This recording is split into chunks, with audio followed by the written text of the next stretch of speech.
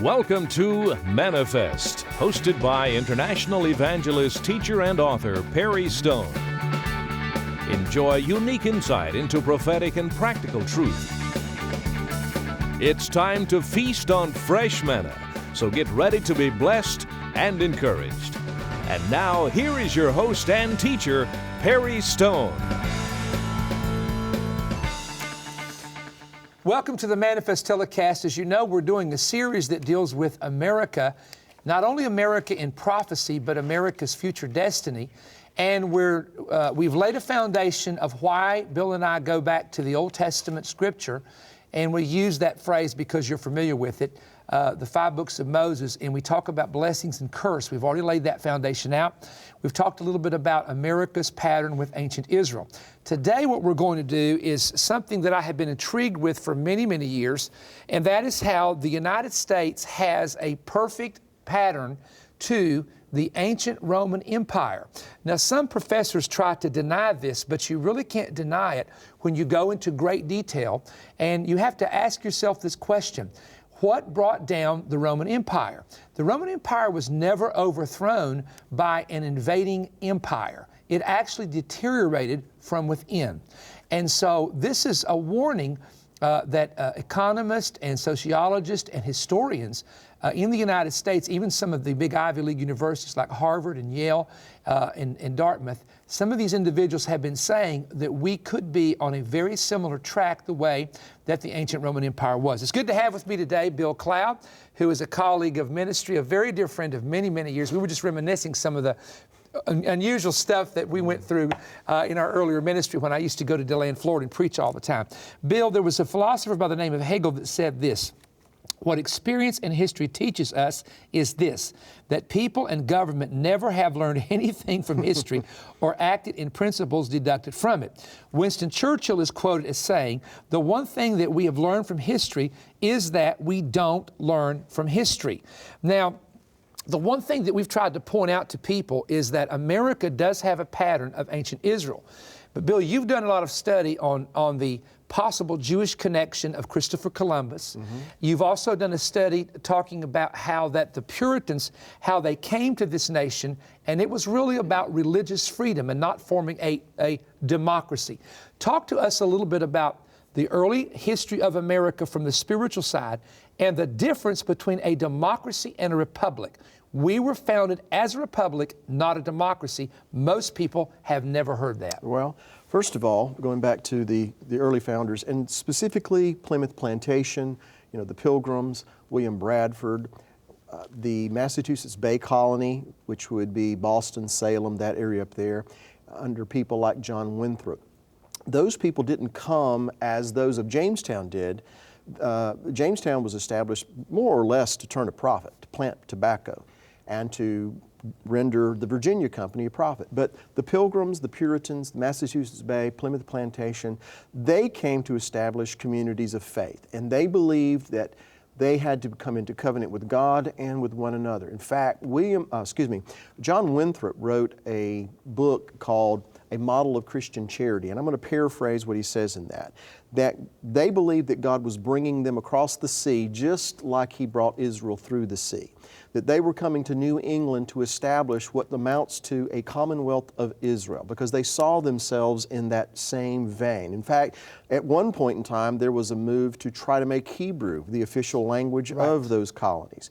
But Winthrop said words to this effect. This is not a direct quote, but he said that we are entering into covenant with God. God has ratified that covenant, and we know that God expects us to live up to that covenant. And so he said, if we are not faithful to that covenant, we shall become, and he quotes Moses, a story and a byword among the nations. Now, back to or onto the issue of democracy as opposed to a Republican form of government. Whether it's a Republican senator or congressman, that's what I was about to say. Yeah. You've got Republican senators, you've got Democratic congressmen, etc. We break that down into those two parties.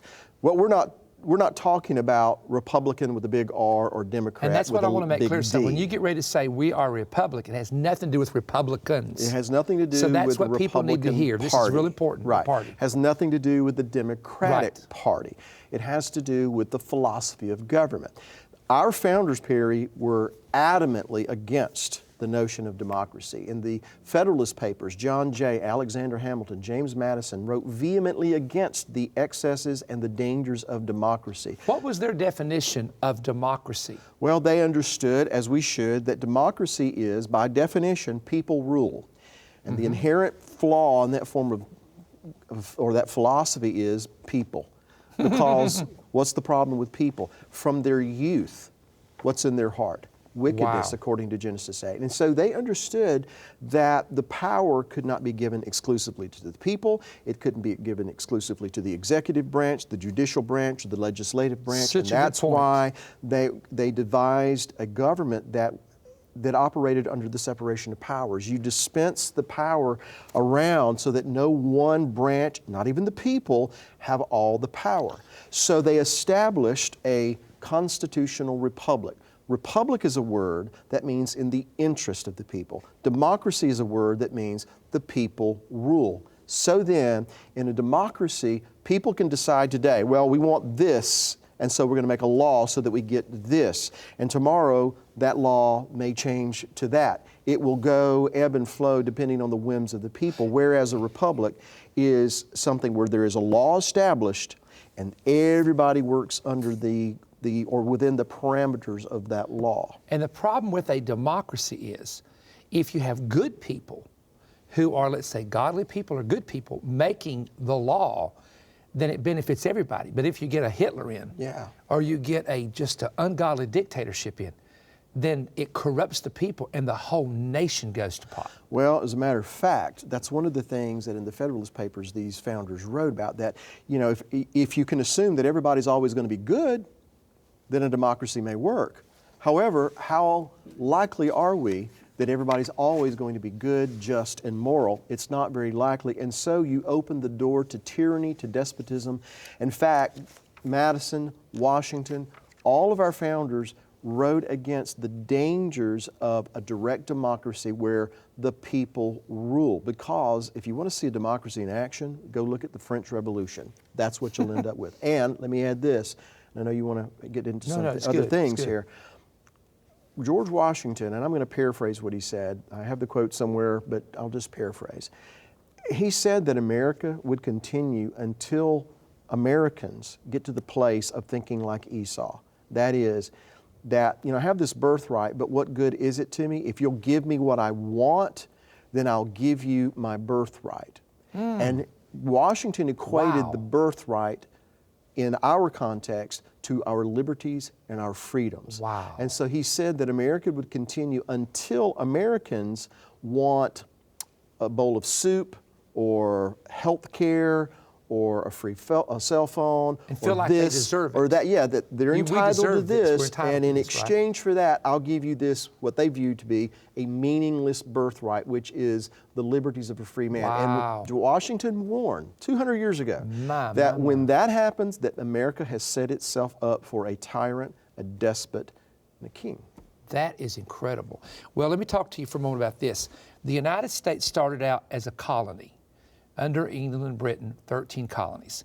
It then established itself as a union of states. It then went into a republic. It went then into a major world nation, among nations. And I believe America, and it probably happened at the time when we got a hold of the atomic bomb, that's when we became an empire.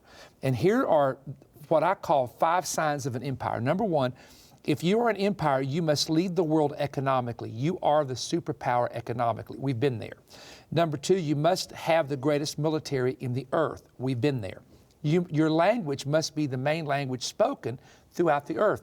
And English is spoken just about everywhere. There's taxi drivers in India or Indonesia, you know, they can speak English. So English is a universal language. Number 4, you must lead the world in decisions, meaning the world basically follows your decision making. And number 5, you must be able to control peace and war cycles, which absolutely America has done. So I believe America is an empire. And I'm not going to try to put the date on when did we move from just a republic to, quote unquote, a democracy, as it's called, to the empire status. But I will say this. America has amazing patterns similar to the ancient Roman Empire. And I want to go over this list, and you can, Bill, if you know any more you want to add, you feel free to do that. Okay. All right. First of all, both Rome and America were leading superpowers. Both had the eagle as an emblem. Both had a senate, and I say had, speaking of Rome in the past instead of has, so you'll see past tense on a lot of these statements. Both had a Capitol Hill. Both used the military to keep the peace. Both occupied the Middle East. This is important. Both allowed the killing of infants. Both were preoccupied with their wealth. Both raised taxes and used taxes to pay for government jobs. Both began a welfare system. In fact, Rome's Dole system eventually helped collapse the empire economically.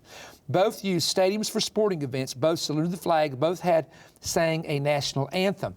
And Bill, I know you've studied this as well. I mean, there are probably 20 to 25 parallels that you and I've talked about, up to how Rome had slaves, but there was a slavery element broken in Rome. It just goes on and on. Our architecture is Roman Greek architecture in Washington, D.C. It goes on and on. We really are like a continuation. We are the modern continuation of what was one time the Imperial Roman Empire. One emperor, we have one president. And the way that it just goes on and on, it's incredible. Well, something that we said in previous programs was that America's a melting pot. And so it's an eclectic society with all these different views and perspectives. But one of them that is very prevalent, in kind of ironically, in tandem with our fascination with Israel of old, was our fascination with Rome and our federal buildings looking like those Roman Greek, buildings, Roman architecture, all these different things. The place. And so we get into, and I don't want to take us off onto something else, but we get into the fact that America is a kind of a mixed and mingled nation, and that has negative connotations. And so, in a sense, even though we've got the wheat, we've also got the tares sown in the midst of the wheat. And I would say something, you do a master job in the book expounding on the wheat and the tare, because that's where we're at. Right. The mixing of, and you talk about the mix of the wheat and the tare, and my wife said that's the problem we've got in America. We are mingling truth with that which is not true, and ignorance with knowledge. That's right. And so when you've got this, ultimately there's going to come a point in time when both begin to produce their fruit, just like the parable tells us. That's so powerful. And so now we're at that place, and this is what I believe, and I believe this is what you're saying. We're at that place where we're seeing that other seed, if we want to call it Rome, if we want to call it Babylon, Egypt, what have you, it's beginning to bear its fruit, and it's in direct conflict with that other seed, which is that association with the patterns of Israel and the Word of God and the covenant and the instructions that God gave to His people. It's in direct conflict.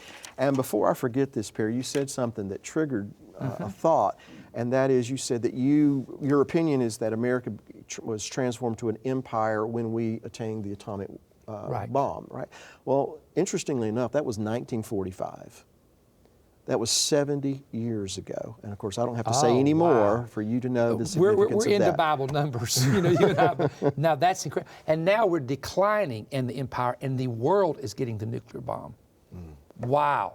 Okay, now Bill, what I want to do is I want to give you some quotes. I have a lot of quotes. In fact, I'm going to say to the producer, you don't have to put all of these up because you're going to spend 2 weeks getting this program ready if you do. I'm going to read them. The ones you want to put up, you can put up. But let me read to you. This was a letter dated on May the 23rd, 1857.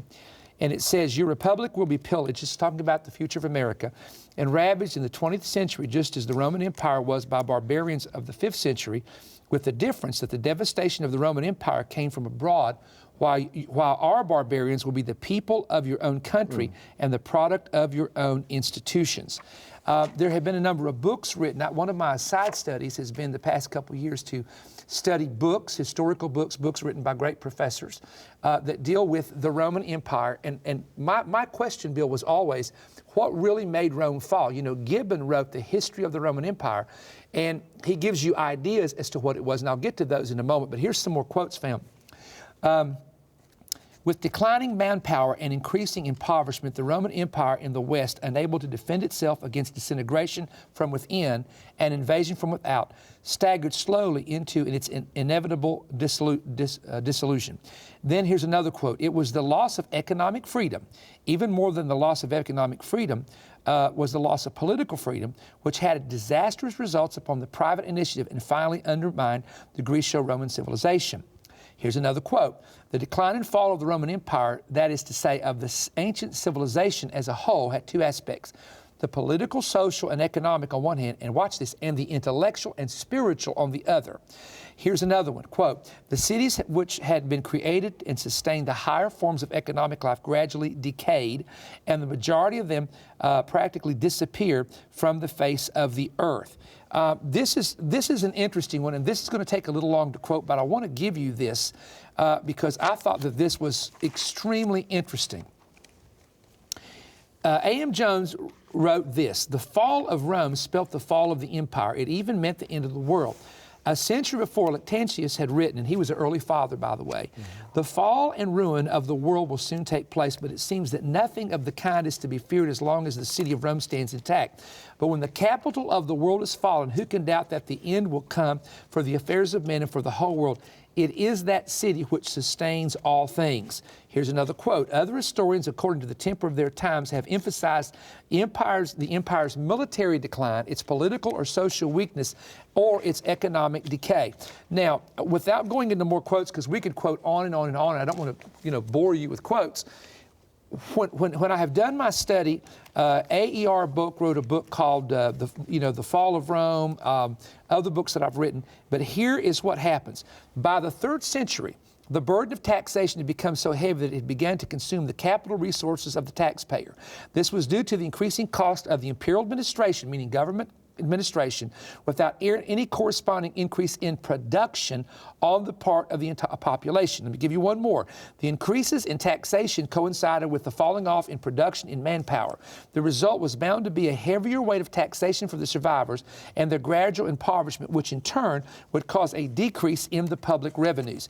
Now, after all of my study on what I talk about on what caused the collapse of Rome, let me go over it very, very quickly. Number one is that they came up with something called the Dole, meaning it was a good plan to help people who didn't have jobs. What eventually happened is the people of Rome discovered that you could make more money by not working and living off the government than you could work. So what happened is, now check this out, people began to quit good jobs to go on government assistance in Rome, and they had to pass a law in Rome that if you had a job, you had to keep your job because they had to get taxes from the people with the jobs to give the money to the people without the jobs. So point number one was, what started out as a great welfare system in Rome ended up having so many people on it because the government would actually help them with food, etc., that people came to the conclusion, why should I work when I can get money this way? And what happened is they couldn't sustain it. Number two is the taxation on the farmers. They started realizing we can get money from food because everybody's got to have food. There were actually thousands and thousands of farms in Rome, and the government began to tax the farmers until they literally walked off of their land and left it and went to another nation and another country because they couldn't afford the taxes. Number three is, now this is important, everybody hears this, the call of Rome was tax the rich. That was literally the call of Rome. The taxation of the Roman Empire became so great, Bill, that 400 senators had no children while they were senators because they couldn't afford to have kids. It cost so much to live in the Roman Empire with the taxation. So when I studied Rome, the infrastructure began to fall apart, the bridges and roads. We're there now in America, and they had to try to raise money. Now, what they're doing now is they're saying, okay, gas is low. Let's get a huge gas tax to use that money for infrastructure. The situation was in Rome, the bridges all began to get old, the roads began to get old. They were all over the empire. The military was trying to keep the peace in all these nations. So the military, and this is what concerns me about, the military is so disheartened now with things that have happened, decisions that have been made, the cutbacks, that is a picture of Rome, because when the military became discouraged, the empire started having serious problems with the barbarians on the outside and keeping the peace. I'm telling you that the bottom line to Rome was that they needed more government money to help people who weren't working, and they taxed the people who had it, out of oblivion. The middle class was destroyed. What you ended up with Rome was the aristocratic, very wealthy, or the extreme poor. There was no middle class. We are being warned right now that the middle class in America is being squeezed by the taxation and by let me just say this, and I'm not going to be anti-health care or anything here, but when the new health care law kicked in, we pay full health care for all of our full-time workers. My health care went up $60,000 a year. No, that's not what I'm paying. It went up on my full-time workers a total of $60,000 in 1 year, all right? Now, how can people afford to live when you are an independent person and you're trying to get health care and you don't qualify for these benefits, and you've got to pay, and you're not only paying for you, but you're paying for other people. Now, again, I'm not trying to make this is not a political thing with me. I'm saying to you, we are headed, Bill, in the direction of the ancient Roman Empire. I've studied this for 15 years. I'm getting more concerned about it. I got 50 seconds. Close this out for us if you can. Well, if I could sum it up, it's just this. The political issues are a reflection of the spiritual issues. So good. The things that's true. happening is a reflection of what's happening in our churches, in our synagogues, in our homes. And so it's going to fit the patterns of history. And something else that comes to mind, Perry, is very simple, but it's so profound and it's so relevant, is that God teaches us the same thing over and over and over and over again. The same way we try to tell our children, how many times am I going to have to tell you this? So true. And so we go back and we look at history, we go, oh, that was interesting, but we never take the lesson away from it. And that's what we're doing right now. Because for some reason, it's like the guy that gets in the car and steals it and thinks he's going to get away, and there's 15 helicopters in the air. We just think, ain't going to happen to us. Ain't going to happen to me. And that is a terrible deception. That's right. Hey, thank you for joining me. Now look, Bill and I have done a book. It's brand new. It's not available in any bookstore anywhere. You can't walk in a bookstore and get it, only through the ministry or Bill's ministry. And I've got a CD I want to get to you, so stay tuned and be back with me. We've got some great announcements coming up.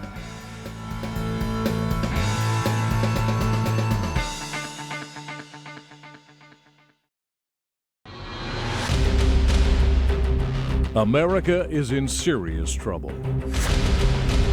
This nation has fallen to the same snares that entrapped great superpowers of the past.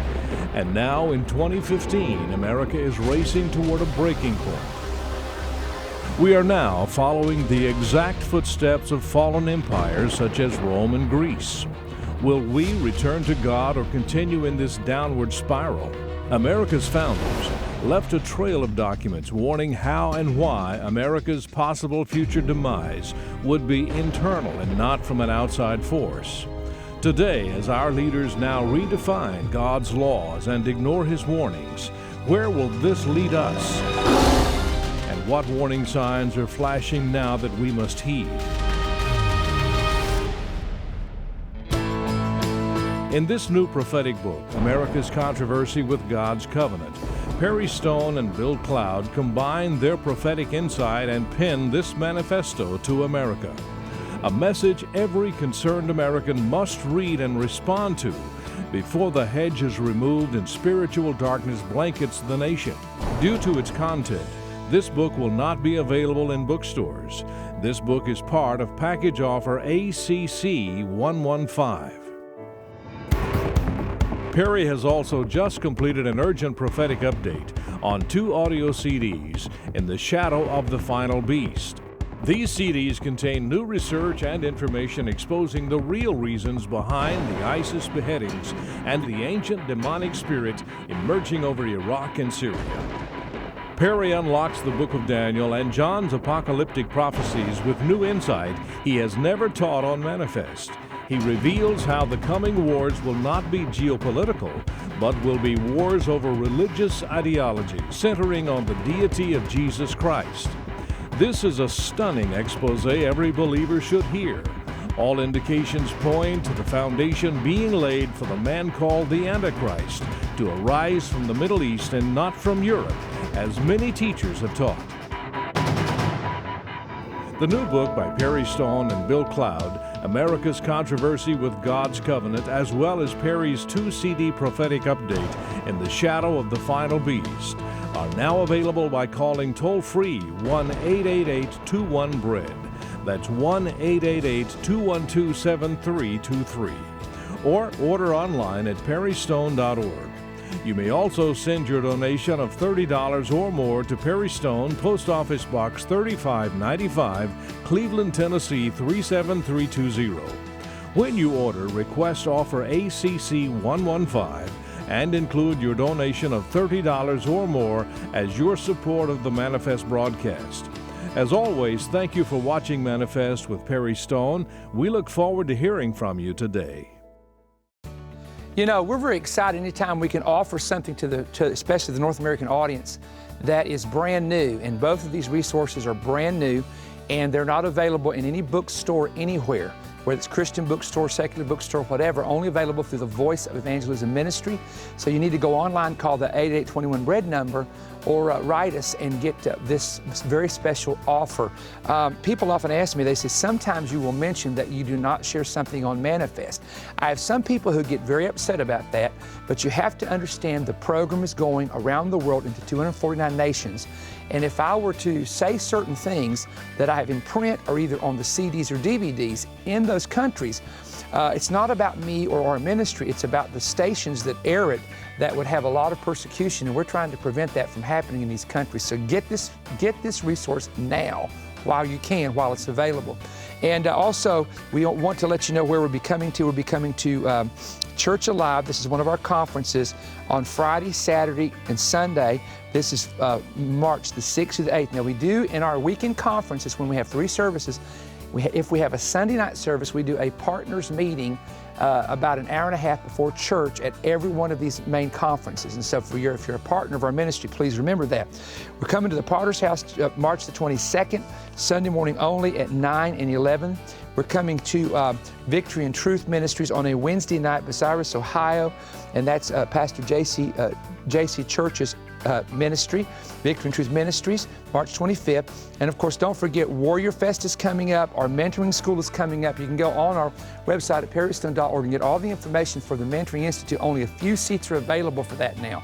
And we're going to mentor from Wednesday evening all the way through Saturday evening. And we have room for about 225 people in our hall, very limited number. And you need to go on the website to see if we have space available. And please remember, the Prophetic Summit is coming up in April. This is Jonathan Kahn, myself, Bill Cloud, Donald Perkins, and others right here in Cleveland, Tennessee. Go to our website at perrystone.org for more information. We'll see you next week. This March, a generation of warriors is assembling at Omega Center International in Cleveland, Tennessee, arming themselves for battle with teachings from Perry Stone, Damon Thompson, and Mark Casto, with music from Eddie James, Bryn Waddell, and OCI's First Hearts. Register free online at www.ociministries.org. Warrior Fest 2015, where lambs become lions.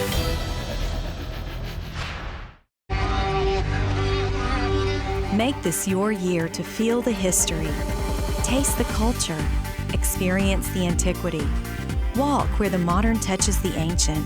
Sign up now to join Perry Stone November 23rd through December 2nd for an unforgettable tour of Israel. For more information, visit perrystone.org or call 1-888-321-3629. Make this your year for a trip of a lifetime. Now available in bookstores everywhere. Perry Stone's prophetic book, Deciphering End Time Prophetic Codes. Get your copy today.